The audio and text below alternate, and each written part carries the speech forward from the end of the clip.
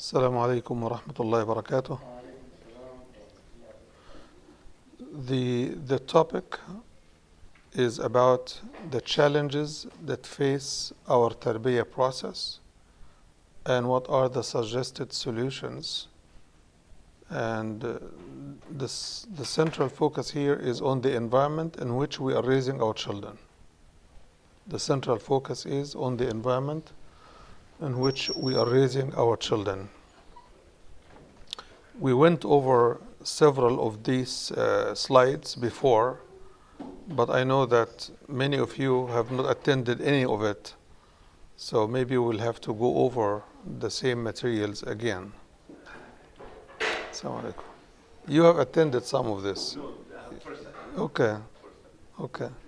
I didn't even know there was a room Yeah. here. I was escorted with my friend here. Yeah. There's a room here. Yeah. This is the sisters' lecture hall, and they use it for Friday prayer. They use it for Taraweeh prayer, for Jum'ah prayer. Yeah. So that nobody would complain and say the sisters are shoved in a tight place and yeah. Yes. Yes. Dr. Hajjaj uses it for Sunday class. So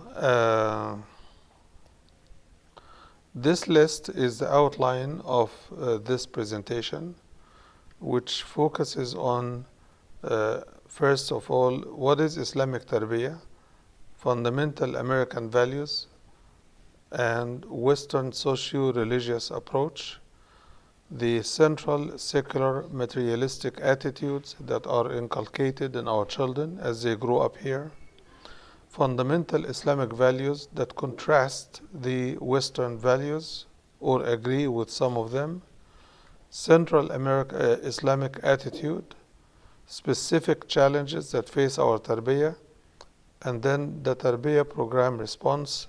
How do we raise our children in light of all of this? And then we tackle some important issues and steps. Then we'll have a conclusion. I promise you, we cannot finish all of this in one night. So if you don't plan to attend anything, at least what you attend, focus on it because it may be of help. You may come across something that you need those ideas and those issues. The focus of Islamic tarbiyah is on Allah subhanahu wa ta'ala. Allah is the center of gravity for the Muslim. We're always attracted and attached to Allah, and in every turn, in every corner, we check with Him. Does this please Allah or does it not please Allah? If it does, we do it. So Allah is the center of gravity for the Muslim life. Without Allah, there is no Muslim life.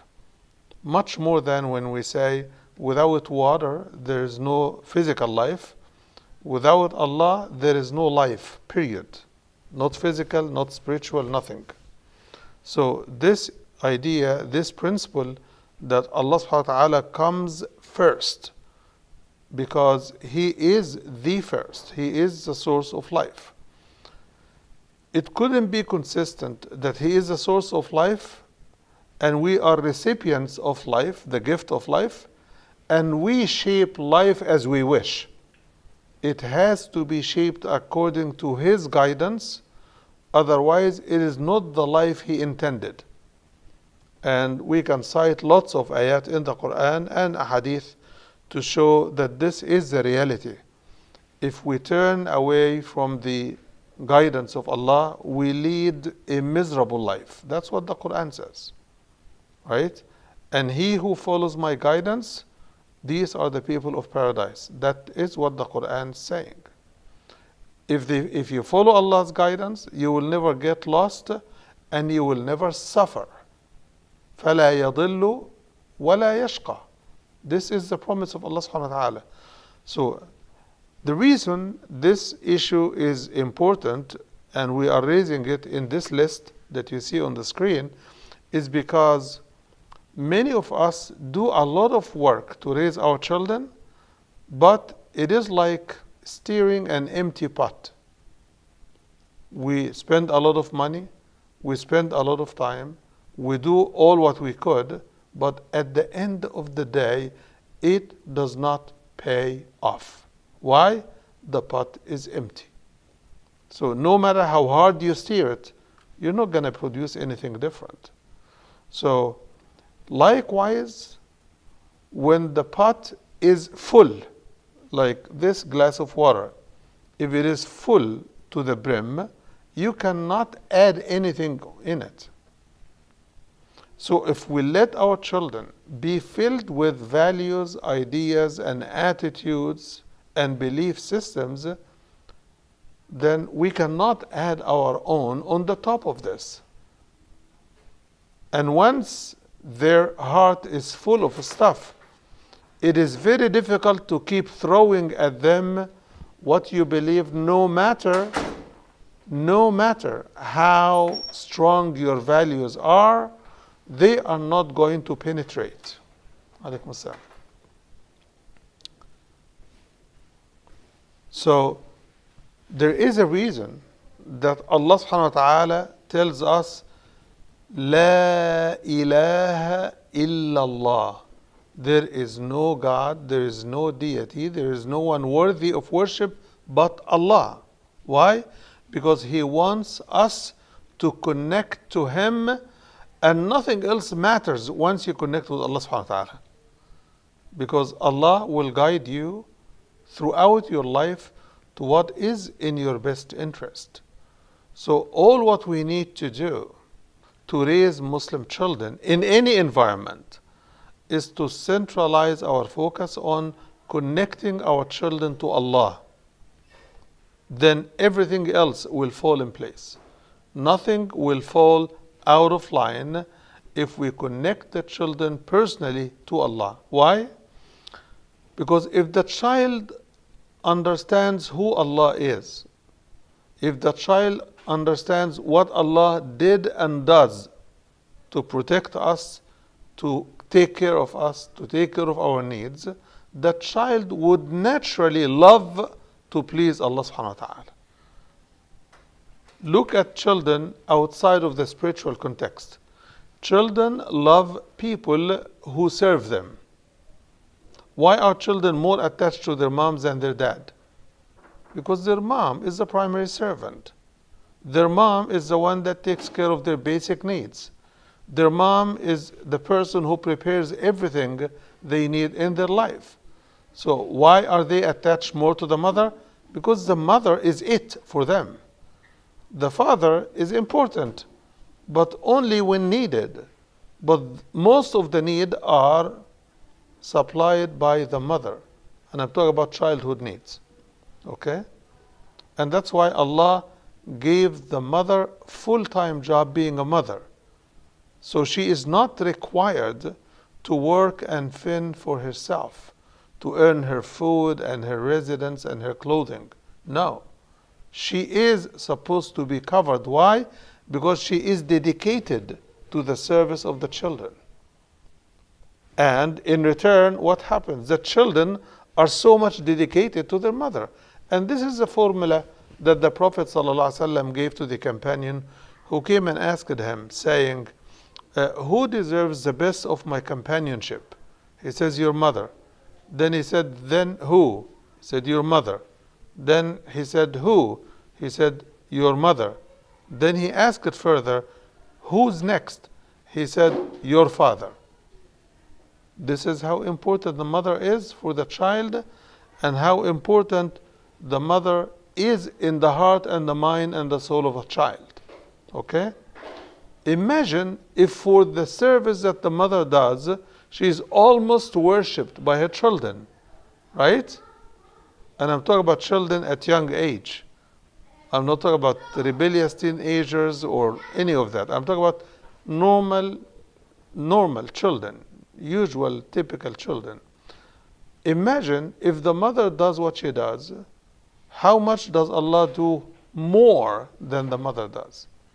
So it only takes that the child understands Allah, what He did, what He does, and how much He cares about us, and how much He's willing to forgive us beyond the mother, beyond the father. There is no comparison. So the child can understand, unlike the popular notion that he is young, she is young. All of this is unrealistic assessment. Children do understand, especially when they start talking and walking and asking for things and responding to what you say and do. That means they are ready to interact. Why do we limit the interaction of our children with us being material, physical people around them, and not with Allah, the one who gave them to us as a gift and a trust and a test, yes, and at the same time He gave us to them as caretakers. So we need to rest this point that their knowledge of Allah is much more important than their knowledge of their parents and their service and their care and their support. Very important point. You see this point clearly in Surah Luqman, where Allah subhanahu wa ta'ala tells us, وَلَقَدْ آتَيْنَا لُقْمَانَ الْحِكْمَةِ أَنِ اشْكُرْ لِلَّهِ. We have given Luqman the wisdom. What is the wisdom? To be grateful to Allah, to offer gratitude to Allah. That is the true wisdom. True wisdom is not rebellion against Allah. True wisdom is to be a servant, a submissive servant to Allah subhanahu wa ta'ala.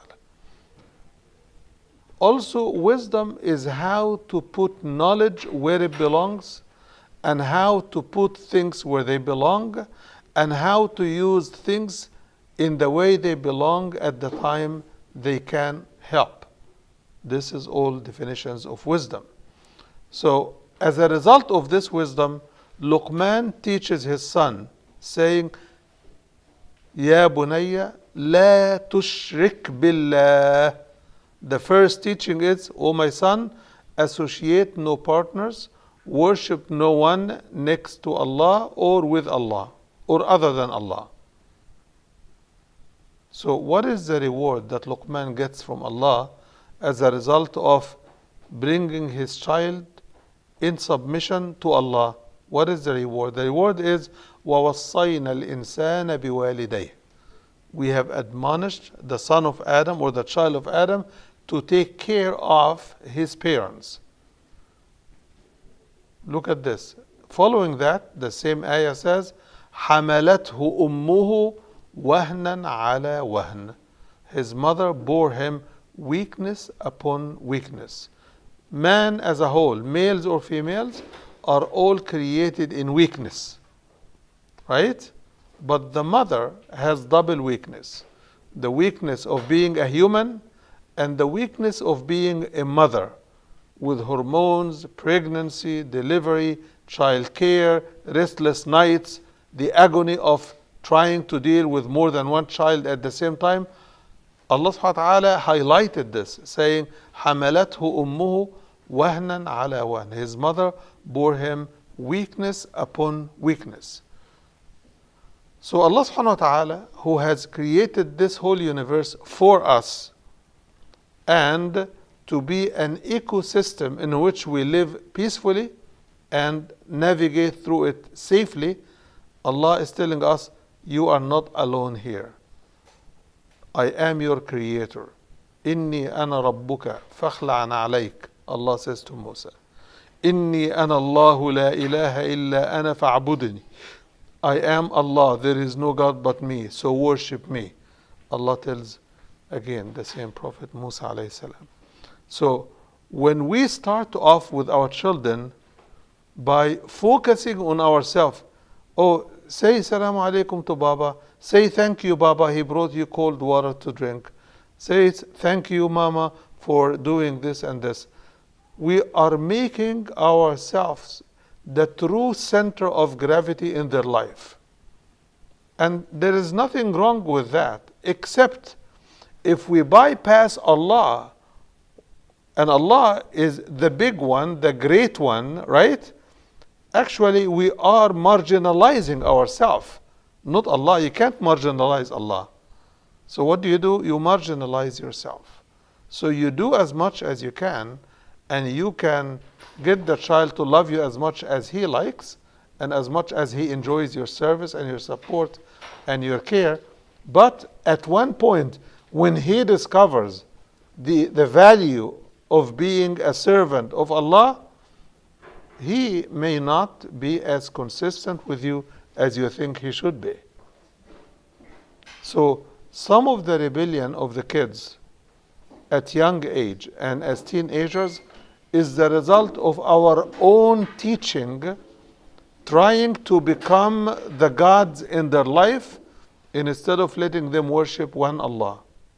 So here, God comes first is a value that is central in the tarbiyah in Islam.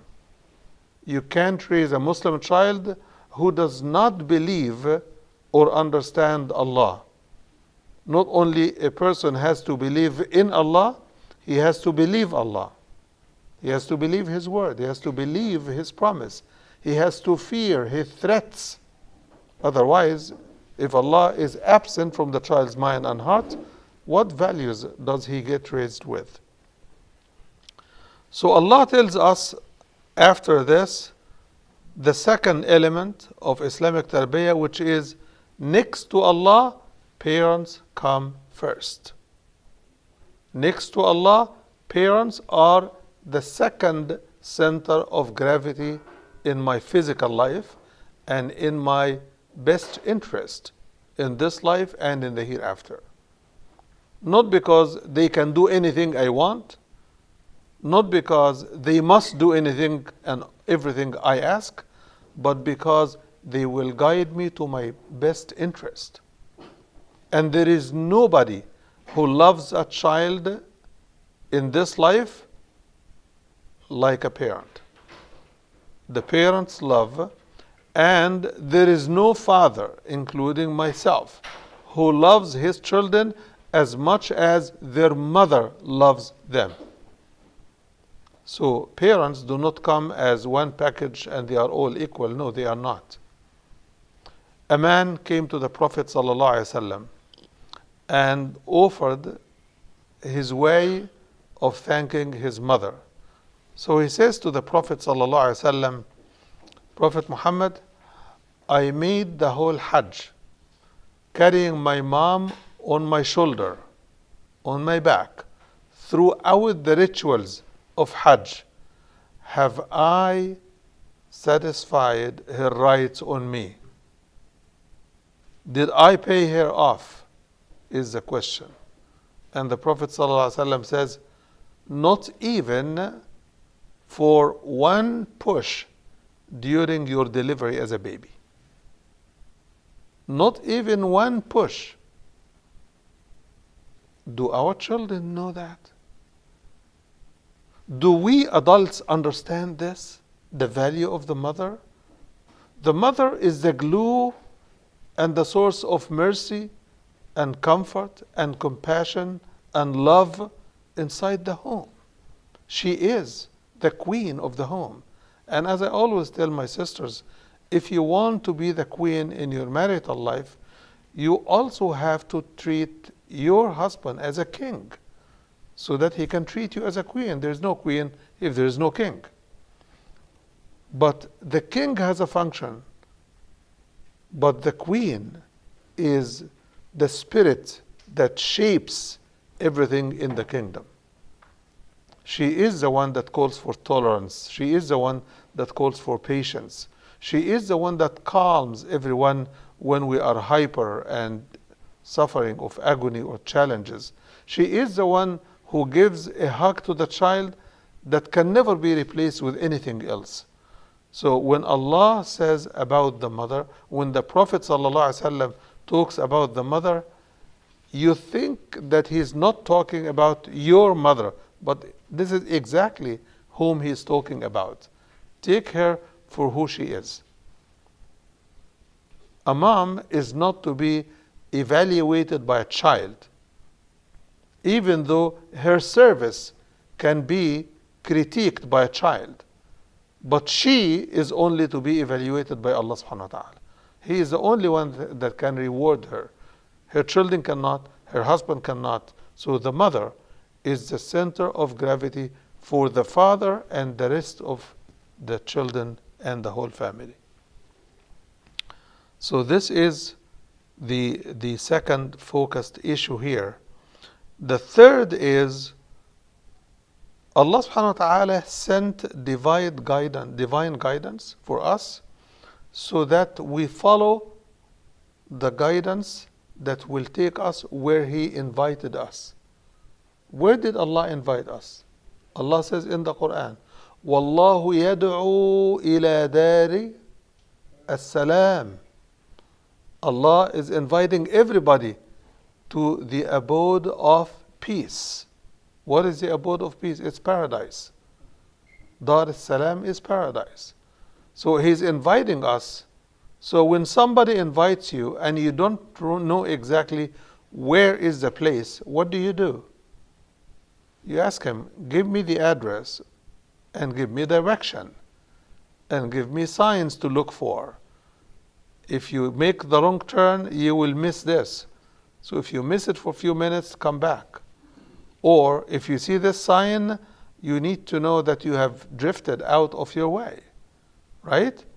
So Allah is giving us guidance to reach where He had already invited us. When He created us in the beginning, Adam and Eve, He told them, enter into paradise. Uskun anta wa zawjuka al-jannah. Did they know where the Jannah is? Allah guided them. And why were they invited into paradise? Allah wanted them, being our parents, the parents of humanity, to have a good taste of that place so that they can entice their children to work as hard as it takes to get back where they belong. So this is the point. So the guidance of Allah comes as a result of His generous invitation for us to live in a place where there is no toil, there is no work, there is no deadline, there is no indigestion, there is no pain, there is no suffering, there is no fights, there is no evil, there is no envy, there is no jealousy. It is all peace from all aspects of any life that is supposed to worth the word life. So He invites us, He gives us the direction to get there, what to avoid and where to go, which signs to look for. So Allah gave us this divine guidance, which He Himself took care of putting together. Why?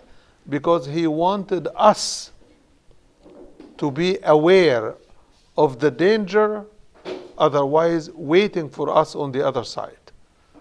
So if you don't follow the path of paradise, you are at risk of dooming yourself in the wrong direction.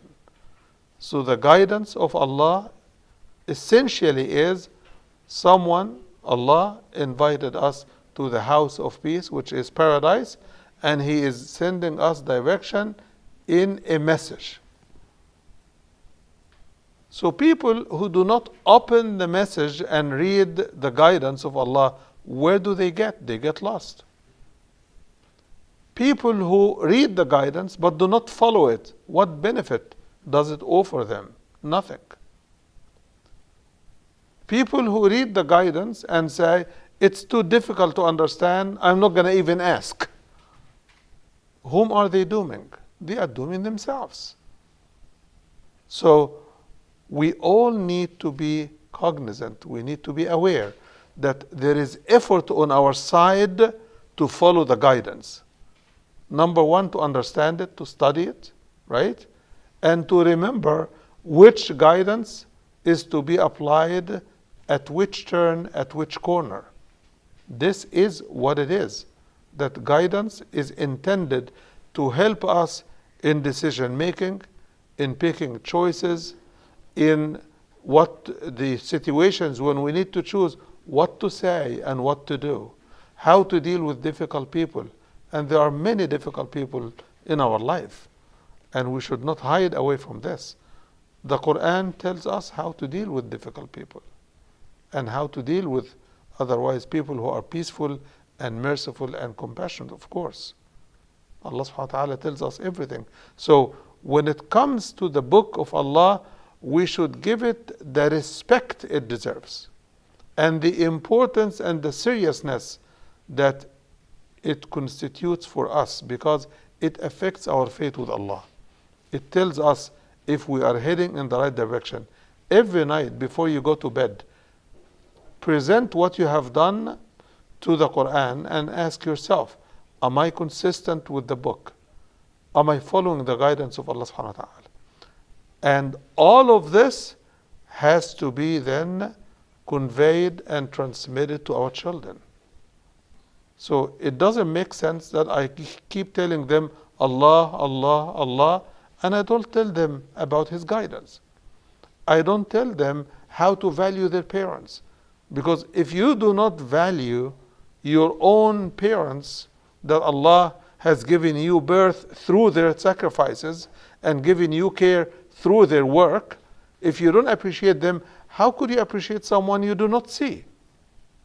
So the parents are made as a physical, not representation, but a physical presence in their life, so that they are able to imagine the huge gifts that Allah has given us, even though we do not see Him in person.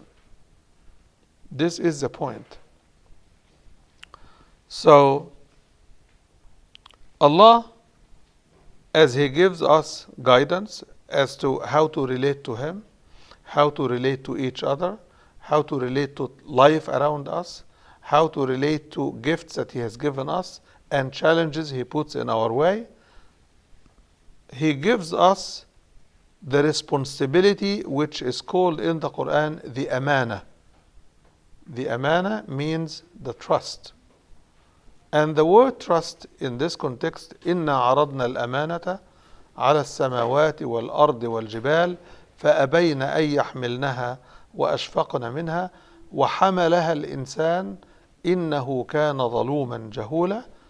That Allah subhanahu wa ta'ala has presented the amana, the trust, to heavens, to the earth, to the mountains, and as formidable and strong as these creatures are, they felt too weak to carry it. أشفقنا منها. They felt it's too heavy for them. وحملها الإنسان. Which means what?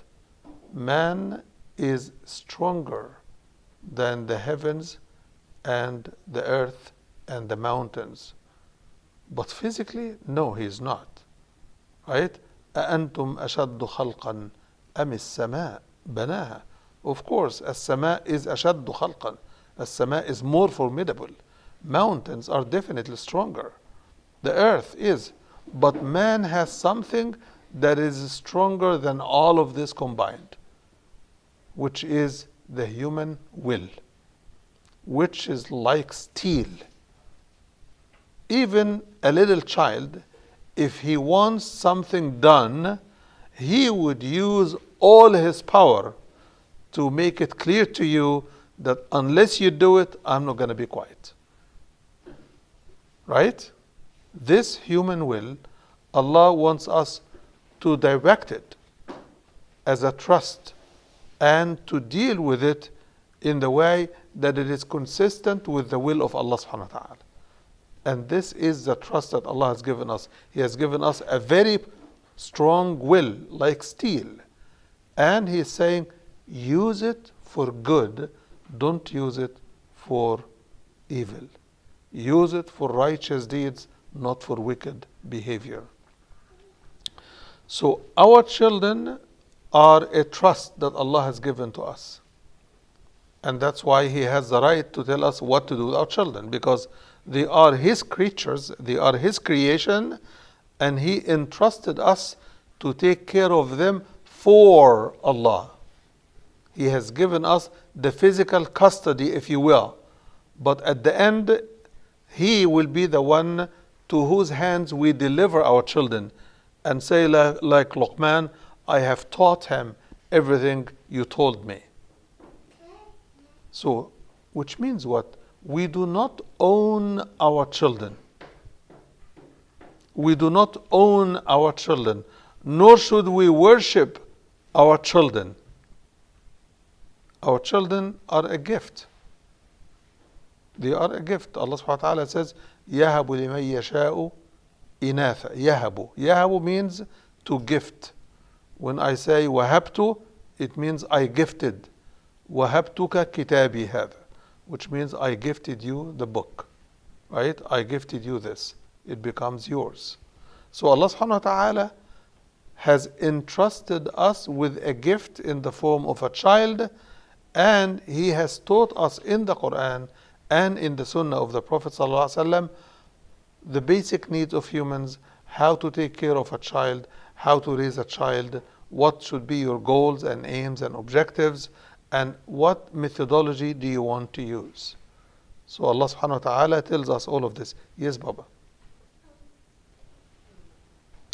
It is a trust in your hand, but it is not an ownership. Like, for example, if I buy this, it becomes mine. Because I worked, I made money, and I gave the money to the owner of this table. He gave me the table, he took the money, then this is mine. But the child is a gift. I didn't buy the child. Right? You understand?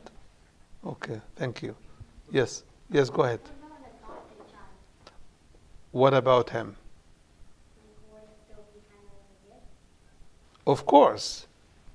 Very good question. An adopted child is also a gift that Allah facilitated your position of, not position, but your control and your service. In effect, Allah is contracting the parents to do this tarbiyah job, to take care of the child, to raise the child, and so on and so forth, in return for paradise. The evidence you find in the hadith of the Prophet ﷺ, in which he says, anyone who is given the gift of 3 daughters and he raises them well until they become good Muslim wives and he marries them, right? Which means he gives them in marriage to their husbands, they will be a barrier between him and hellfire. So a smart female companion listening, she said, what about 2? She only had 2 girls. She said, what about 2? O Prophet, he said, and 2. In another extension in Bukhari, another woman asked, what about 1? And he said, even 1. So Allah gave us those children as a gift. He entrusted us to treat them well, to raise them well, to teach them well, and to groom them well. And at the same time, our reward is your child will be a barrier between you and hellfire. In the other hadith of the Prophet ﷺ, إِذَا مَاتَ ابْنُ آدَمْ انْقَطَعَ عَمَلُهُ إِلَّا مِنْ 3. When the son of Adam or the child of Adam dies, his works cease to function. He cannot do anything after death, right? Except for 3 things. Number 1, sadaqah jariyah, which means a recurrent reproducing charity. Something that keeps benefiting people.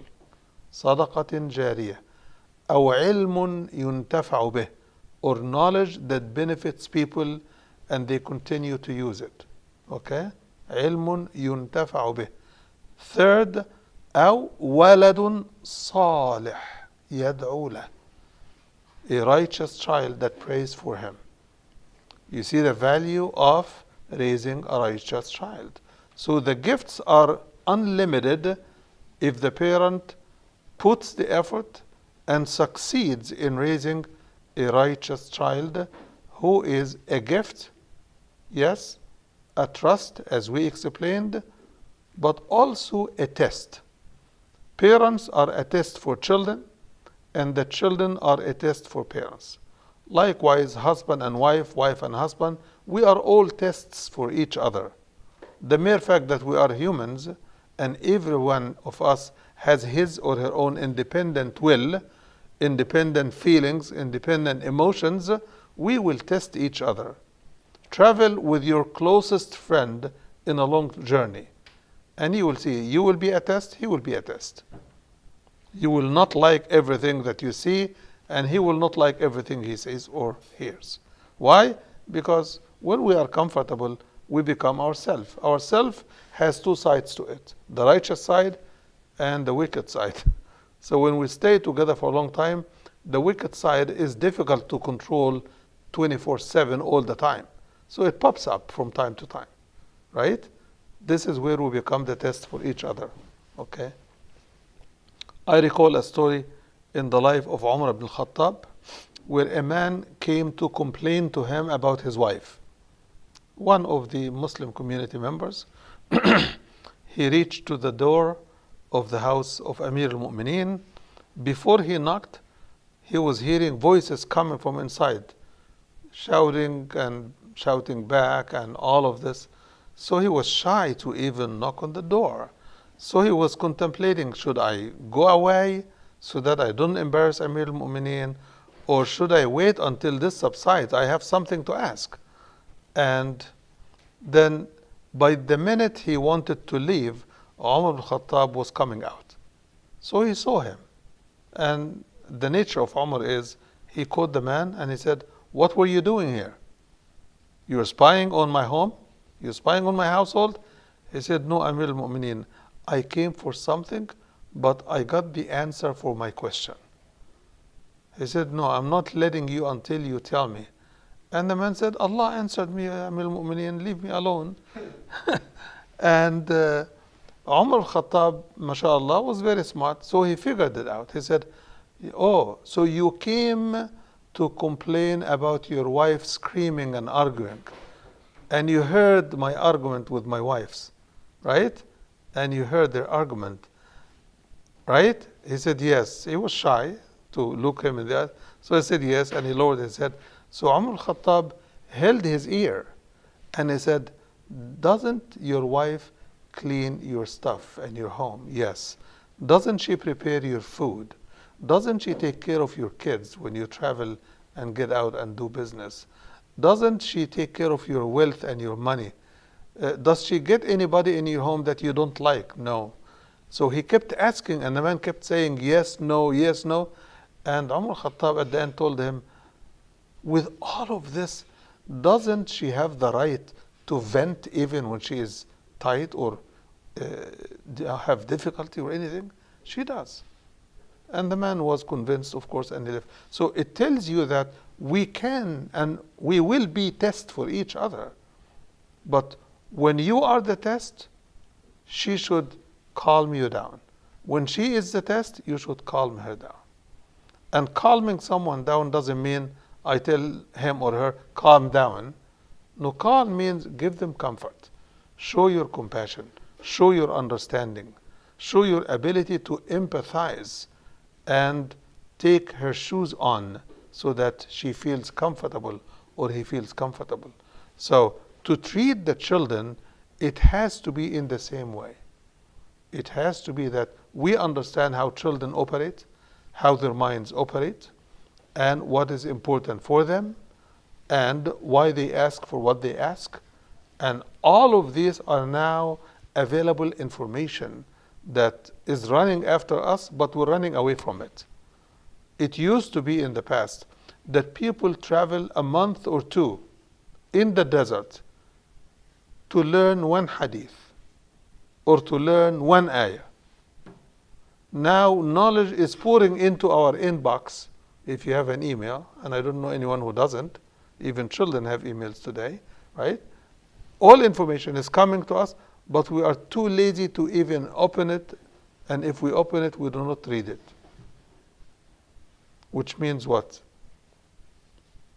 We don't want to learn. We think that knowledge is power, and we like it the way it is. We like to complain. We don't like to deal with the issues and the problems, something we have to change as adults. Then the life of a Muslim requires self-discipline. Without self-discipline, it is very difficult to lead a life. So from the beginning, you must teach your child, number one, privacy. Before the child is able to speak, you must teach them privacy. Don't take two children to the bathroom at the same time. Don't even change diapers of two children at the same time. Let them feel the sense of dignity by taking care of their privacy and their self-respect and self-esteem from the beginning. Some mothers, unfortunately, I am told, they take their children with them into the shower. And I believe that is not appropriate. That is not appropriate. Allah subhanahu wa ta'ala tells us that we must keep a distance of respect and dignity between ourselves and our children, who are the closest to us. So he says 3 times a day are times for parents' privacy.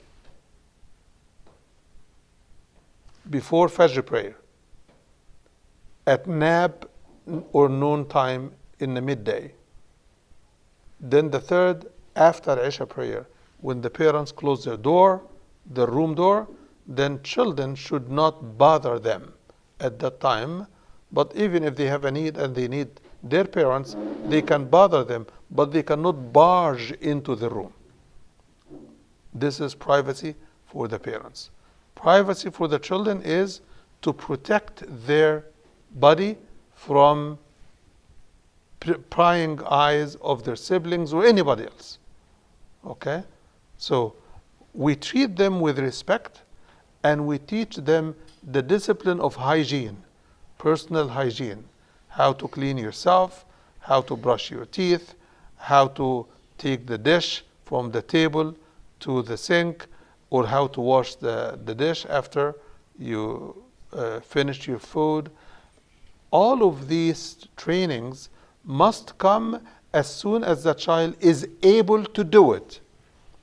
In America, there is a proverb that says, if you want to raise a handicapped child, do for the child what the child can do for himself.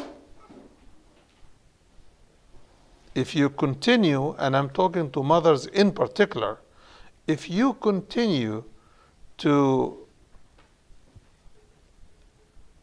do everything for your child, even that which he could do for himself, he will never develop the sense of responsibility. And you will suffer. When you need his sense of responsibility, he will not be responsive. He will tell you, I don't want to do it.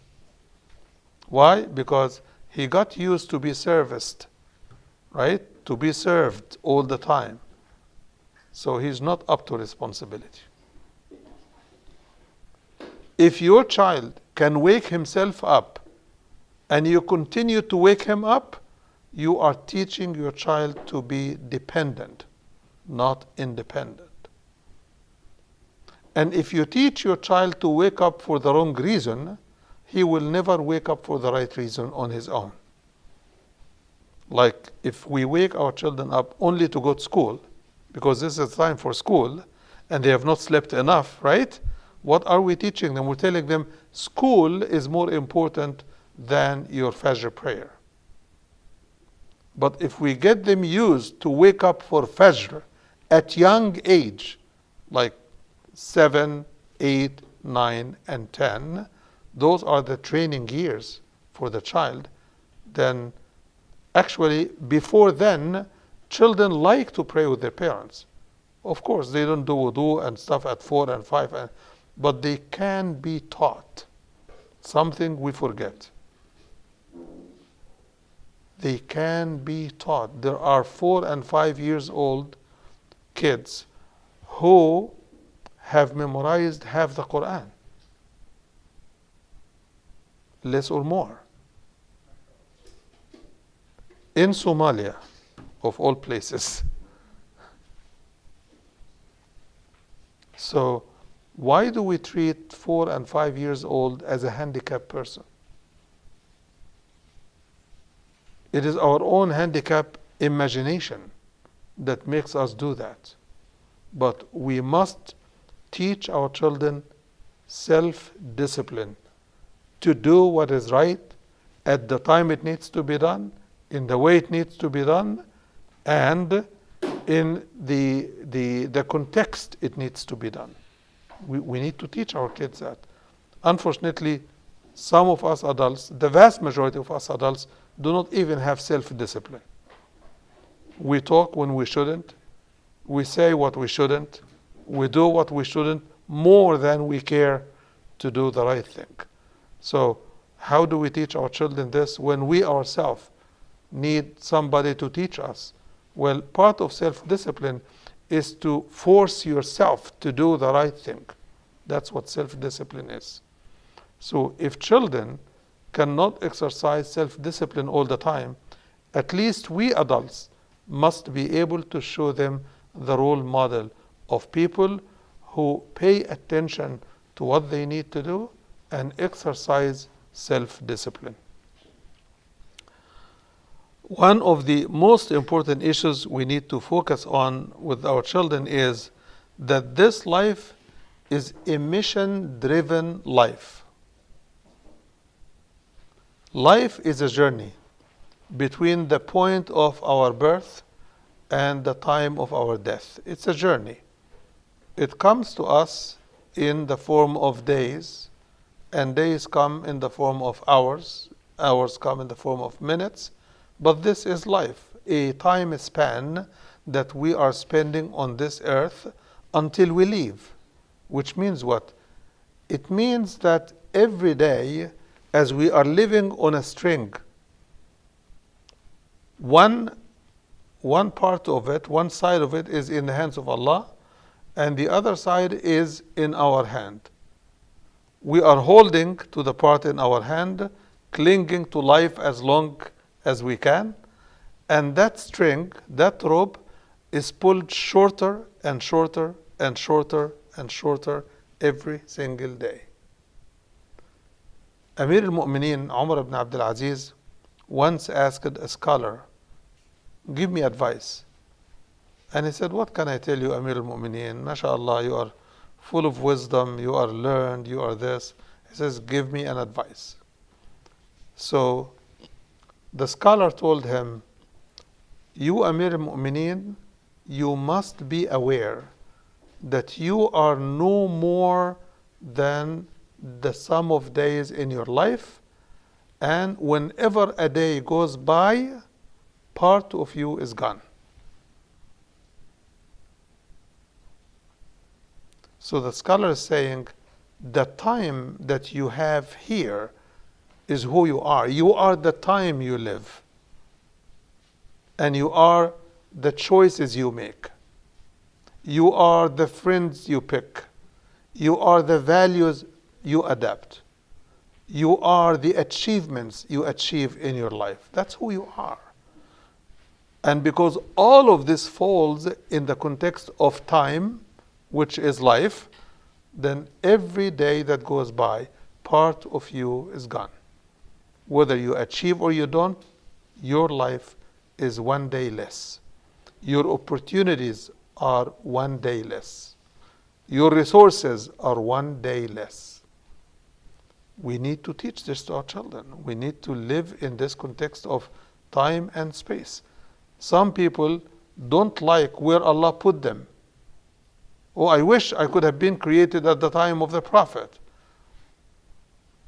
And that wish was made by one of the following generations who met a companion of the Prophet, and he told the companion, "Lucky you. You lived with the Prophet in person, sallallahu alaihi wasallam. You received the Quran fresh as it was being revealed." And he kept counting the pleasure of being around the Prophet ﷺ, and there are many. So the companion told him, "Lucky you. You did not live through the night of Al-Ahzab. Lucky you. You didn't see the Prophet bleeding in Uhud. Lucky you. You didn't have to flee away from Mecca to Abyssinia or from Mecca to Medina and leave the Prophet behind because that was the only thing you could do. And the essence, the moral of the story is no one should wish anything that anyone else has or had. Everyone is created in a time and a place that is His. Allah brought you in the 20th century. That is your century. That is your time. You grew up in Russia. That is your place of birth. That is the culture that you will grow up in. This is the challenge that your environment will present you with. So we have to embrace whatever life gives us or takes away from us and accept the challenges of living in the environment that Allah has put us in. For everyone is put in a place, it is his fit place if he knows what his mission is. And this is the key here. My mission does not change wherever I am. No matter whom I'm living with, whether it is the Prophet ﷺ or the time of the fitna of Uthman, or the squabble between Ali and Muawiyah, or the fitna of Al-Hijrah, whatever circumstances I live in, it is my environment and my challenges, and I have to face them. I cannot change it. I cannot escape it. I have to face it. And sometimes we believe that running away is an answer. And indeed, there is a chance that if you are tested in your deen, you need to seek another place where your test in deen is not a serious impediment in your religious life. Okay? So leaving your place is not a problem, but centralize your decision on how much deen I can practice here and how much deen I can practice in the new place. Not around how much money I can make, how many certificates I can pile up, or how many friends I can make, or how many wives I can marry, or who is the husband that I will pick down there. None of that. What should matter is what is driven by your mission as a Muslim. And that we need also to teach our children, that life without a mission is a lost life. And by the way, the word ضل, it means he is lost. And it carries the two meanings: losing in the sense of business and risk and exchange, right? And lost in the sense of going in the wrong direction. It carries the two meanings. So either I win or lose. There is no third option. This life is about winners and losers. And that's why Allah says, Al-Muflihun on one side, and the rest are Al-Khasirun, the losers. The losers are the one, قُلْ إِنَّ الْخَاسِرِينَ الَّذِينَ خَسِرُوا أَنفُسَهُمْ وَأَهْلِيهِمْ يَوْمَ الْقِيَامَةِ. The true losers are the ones who come on the Day of Judgment after having lost their children and their family when it comes to deen. This is the true loss. قُلْ إِنَّ الْخَاسِرِينَ الَّذِينَ خَسِرُوا أَنفُسَهُمْ وَأَهْلِيهِمْ يَوْمَ الْقِيَامَةِ. So our life is a mission-driven life. What do we mean by mission-driven? Mission-driven means the only motive I have in my life to do or not to do, to say or not to say, to sign a contract or not to sign a contract, to make a friend or lose a friend. The only reason should be what pleases Allah. The answer to this simple question is what should drive all of my decisions, all of my choices. And that's why when people are put to the test, their true element comes up. But when it's cozy and nice and no pressure, everybody is an angel. It is like getting engaged for the sake of marriage, right? During engagement, everybody is an angel. After engagement, then we flip to the other side of our soul, the other side of our nafs. Why? We say, I don't want to be acting all the time. I want to be myself. You were your good self, and it was yourself. But now, for whatever reason, you took your spouse for granted and you want to be your evil, wicked self. Because you started to act wicked. You started to act as if you don't know what you did before. So Allah reminds us of this by saying, وَجَعَلَ بَيْنَكُمْ مَوَدَّةً وَرَحْمَةً. Allah has implanted between the two of you mawadda, which is to endear each other to yourself, right? And rahmah, which is mercy.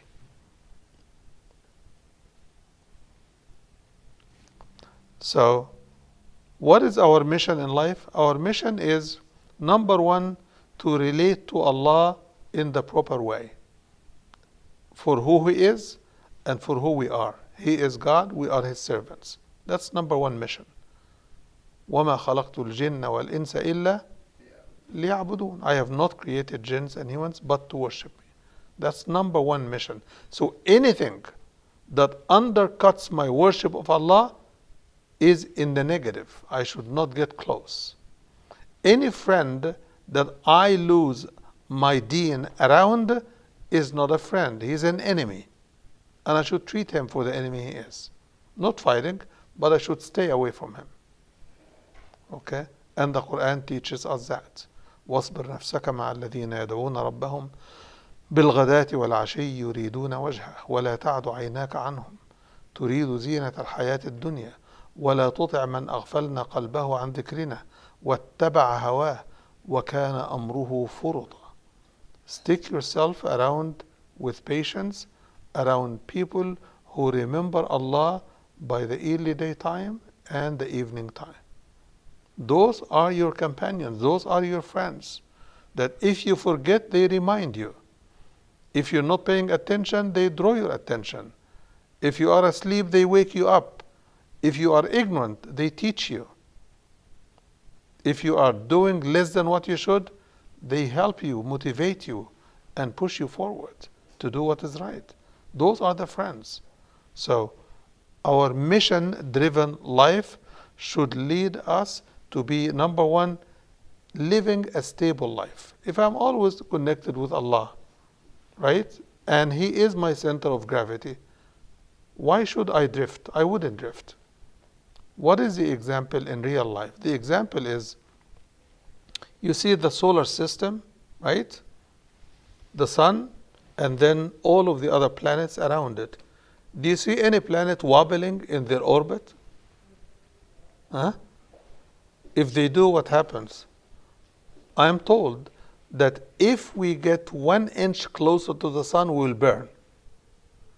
And if we get 1 inch farther away from our orbit from the sun, we will freeze.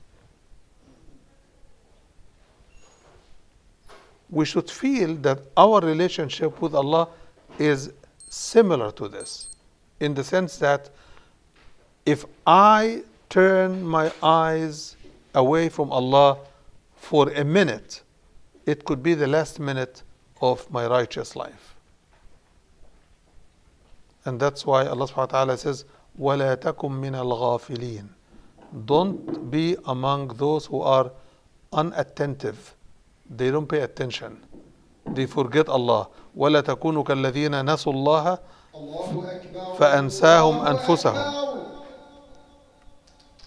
Don't be like the ones who forgot Allah or ignored Allah, and Allah made them forget themselves or ignore their own interest. نَسُوا اللَّهَ فَنَسِيَهُمْ. They forgot Allah, Allah ignored them. So we need our life to be a mission-driven life where we are constantly connected with Allah, and we need our children to get used to that. Finally here, our life has a bipolar elements. One is justice and the other is injustice. The Quran condemned all forms of injustices. no matter how small it is. Even when you sell something, if you just imbalance the scale a bit, the Quran talks about this in a whole surah called Al-Mutaffifin. الذين إذا اكتالوا على الناس يستوفون وإذا كالوهم أو وزنوهم يخسرون. This imbalance is condemned in the Quran. Yes. So Allah subhanahu wa ta'ala tells us in the Quran that He created heavens and earth, and He sent prophets and gave them the book for people to lead a life of justice. Our children, they believe very strongly in those values of justice, mercy, and all of that. And we also believe in that, but only when it is for us. But when it is against us, oh, akhi, excuse me, I am a human, but when I am wronged, I don't see that others are human. This is grave, this is injustice, this is serious. You don't know what you've done to me, you don't know what you've done to my children. Forget all of this. Focus on the principle itself. It's better to sleep at night when people have wronged you than to try to sleep when you have wronged someone. Tell your conscience to go to bed when you have wronged someone. You can't. You can't. So the sense of justice is why Allah prohibited associating or equating anyone with Him. In the Hadith Qudsi, Allah subhanahu wa ta'ala says, إني والإنس والجن لفي نبأ عظيم أخلق ويعبد غيري أرزق ويشكر سواي خيري إلى العباد هابط أو نازل وشرهم إلي صاعد يعصونني بالليل والنهار وأنا أكلأهم بالليل والنهار. Amazing. So it says in the Hadith Qudsi, I have a serious matter to take up with the jinns and the humans. How come I create and others are being worshipped? How come I give and gift and others are being thanked and gratitude is offered to others? You slaughter for a stone, right? You are willing to do this for your spouse, whatever this is, right? But for Allah, akhi, it is difficult. Really, it's difficult. So Allah calls it grave injustice.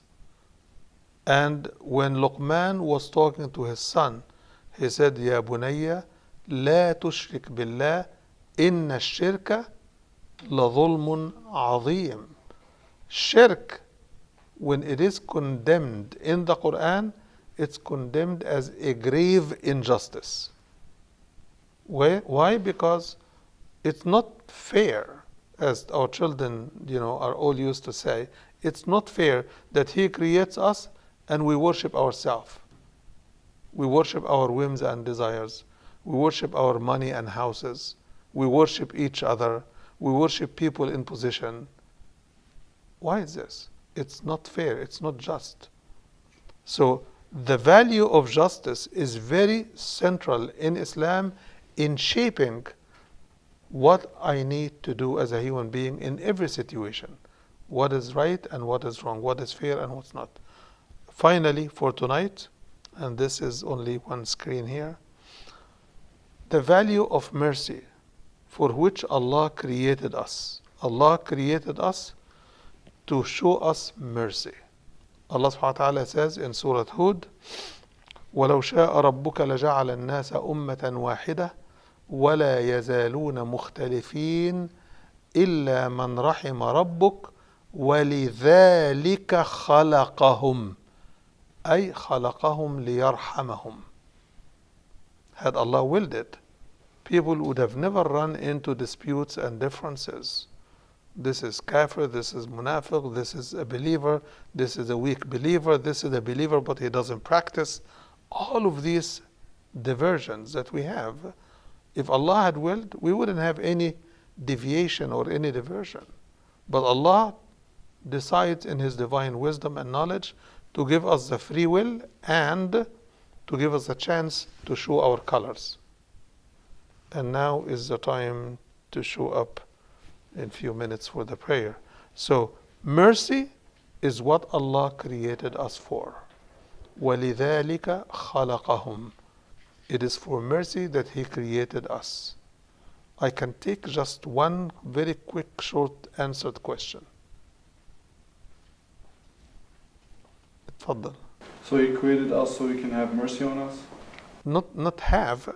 He has mercy, but He wanted to show us His mercy. بارك الله فيك. سبحانك اللهم وبحمدك نشهد أن لا إله إلا أنت نستغفرك ونتوب إليك. ربنا تقبل منا إنك أنت السميع العليم وتب علينا إنك أنت التواب الرحيم. اللهم اغفر ذنوبنا واستر عيوبنا وأحسن عاقبتنا في الأمور كلها. اللهم آمين. وصل اللهم وسلم وبارك على سيدنا محمد وعلى آله وصحبه وسلم.